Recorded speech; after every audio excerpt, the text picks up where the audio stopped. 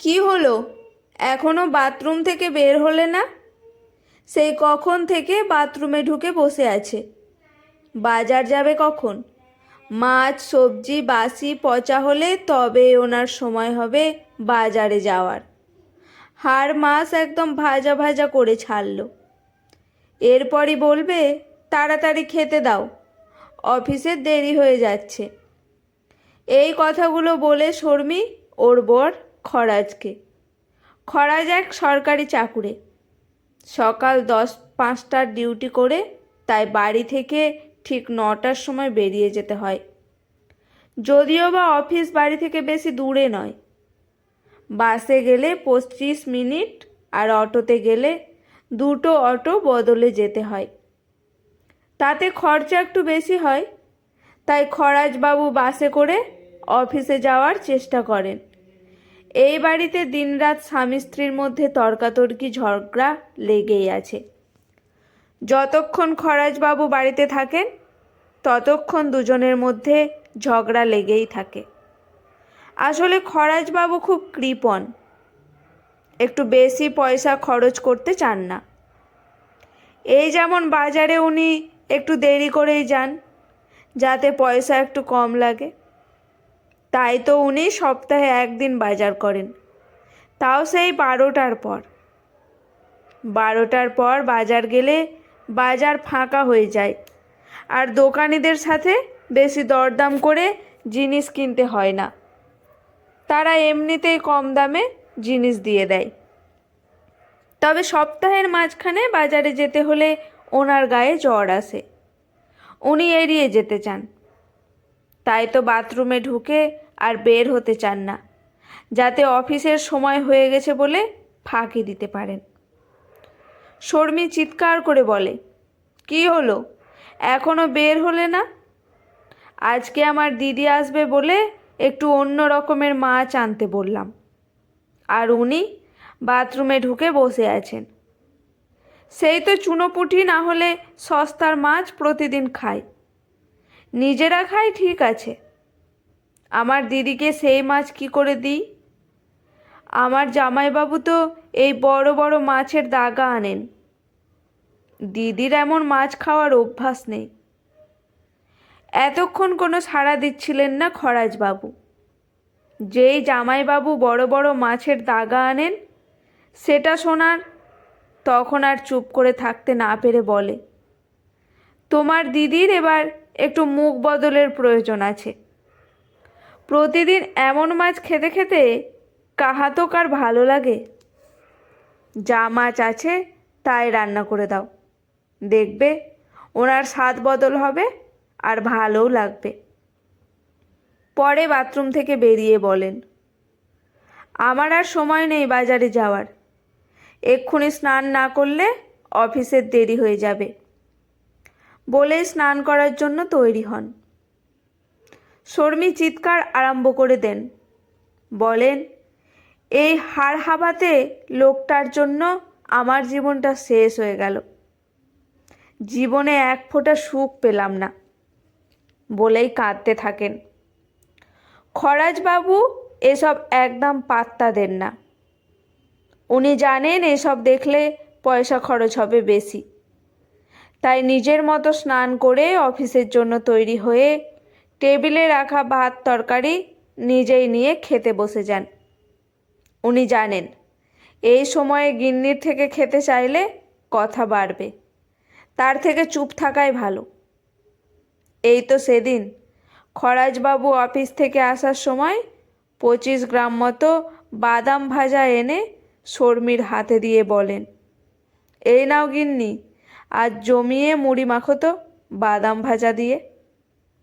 তা বলে সব বাদাম ভাজাটা আবার দিয়ে দিও না যেন, কালকের জন্য রেখে দিও। এমনিতেই এইটুকু বাদাম ভাজা। দেখে শর্মীর মাথা গরম হয়ে গেছে। তার মধ্যে যখন শোনে কালকের জন্য রাখার কথা, তখন মাথা আরও গরম হয়ে যায়। এই রাগ করে 4-6টা বাদাম এক বাটি মুড়িতে 4 ফোঁটা সর্ষের তেল দিয়ে মেখে ওনার সামনে দেন। সেটা দেখে খরাজবাবু বলেন, কই হে গিন্নি, তুমি মুড়ি তো দিলে, কিন্তু ম্যাগনিফাইড গ্লাসটা তো দিলে না। বাদাম খুঁজে খেতে হবে তো। আর যায় কোথায়, গরম তেলে জল পড়ার মতো অবস্থা হলো। শর্মি চিৎকার আরম্ভ করে দেয়, বলে, তা তুমি খুঁজে খুঁজেই খাও। এইটুকু বাদাম 2 দিন ধরে খেলে তো এমনটাই হবে। তুমি তো একা খাবে না, তোমার ছেলে মেয়েও খাবে। সবাইকে দিতে গেলে তো এমনটাই হবে। চিৎকার চেঁচামেচি করে বাড়ি মাথা করেন দুজন মিলে। ছেলে মেয়ে দুজনেই ওদের এই রকম ঝগড়া শুনে অতিষ্ঠ হয়ে যায়। তারা একবার মাকে বলে চুপ করো, তো একবার বাবাকে বলে চুপ করো, কিন্তু কেউই থামতে চায় না। এই কৃপণতা তবু মেনে নেওয়া যায়, কিন্তু নাক ডাকা সহ্য করা অসহনীয়। প্রতিদিন রাতে বিছানায় শরীরটা এলিয়ে দিয়েই চোখে সারা রাজ্যের ঘুম চলে আসে খরাজবাবুর। এমন সুখনিদ্রা দেন যে পাশে শোয়া লোক, কেন পাশের ঘরের সবাই সেই নাক ডাকা শুনে অতিষ্ঠ হয়ে ওঠে। সেই নিয়েও চলে দুজনের মধ্যে বিবাদ। সেদিন উনি চিত হয়ে শুয়েই নাক ডাকা আরম্ভ করেন। শর্মিরও সবে ঘুমটা এসেছে। এমন নাক ডাকার শব্দ শুনে ওর ঘুম ভেঙে যায়। তখন দেখে উনি চিত হয়ে শুয়ে আছেন, তাই ওনাকে একটু ঠেলে দিয়ে বলে, পাশ ফিরে শো। তোমার নাক ডাকাতে আমার যে ঘুমের 12টা বাজছে। উনি কি শুনেছেন কে জানে, চিৎকার করে কে কে বলে উঠে বসে পড়েন। শর্মি ওনাকে আবার শুইয়ে দিয়ে রাগ করে পাশ ফিরে শুয়ে পড়েন। একদিন শর্মির এক বোনের 2 বছরের মেয়ে, এনাকে নিয়ে ওর বোন বেড়াতে এসেছে এক রবিবার। মেয়েটা একদম খেতে চায় না, কেবল না খাওয়ার বায়না করে। খরাজবাবু আবার যখন তখন শুয়েই নাক ডেকে ঘুমিয়ে নিতে পারেন। সেদিন একটু সুযোগ পেয়েই বিছানায় শুয়েই ঘুমিয়ে পড়েন। পাশের ঘরে বাচ্চাটাকে শর্মির বোন খাওয়াতে বসেছে। বাচ্চাটা কিছুতেই খাবে না, কেবল বায়না করছে। সেই সময় খরাজবাবু নাক ডেকে ঘুমাচ্ছেন। সেই শব্দ পাশের ঘরে চলে আসে। বাচ্চাটা প্রথমে আওয়াজ পেয়ে মায়ের গায়ের কাছে সেঁটে বসে, ঠোঁট ফোলাতে আরম্ভ করে। তখন ওর মা বলে, ওই টাইগার ডাকছে, এক্ষুনি এই ঘরে চলে এসে তোকে ধরে নিয়ে যাবে। বাচ্চাটা ভয়ে তাড়াতাড়ি খেয়ে নেয়। খরাজবাবুর নাক ডাকা যে এমন একটা মহৎ কাজ উদ্ধার করতে পারবে সেটাকে জানতো। উনি যখন এটা জানতে পারেন তখন বলেন, দেখো তাহলে আমার নাক ডাকা কেমন কাজ দিল। শর্মি বলে, মরণ। আমার বলে রাতে ঘুম হয় না, আর উনি এখন নিজের ঢাক নিজেই পেটাচ্ছেন। লেগে যায় দুজনের মধ্যে ঝগড়া। এ বলে, তুমি আমায় ভালো দেখতে পারো না, তো ও বলে, নাক ডেকে কেউ প্রশংসার যোগ্য হতে পারে। দিনরাত এই কলহ এই বাড়ির যেন একটা অঙ্গ হয়ে গেছে। তাই ওনাদের ছেলেমেয়েরা আর মাথা ঘামায় না। তারা জানে এটা ক্ষণিকের ঝগড়া, দিনের শেষে ওনারা আবার এক হয়ে যাবেন। দুজন যতই ঝগড়া করুক না কেন, ওরা অপরের পরিপূরক।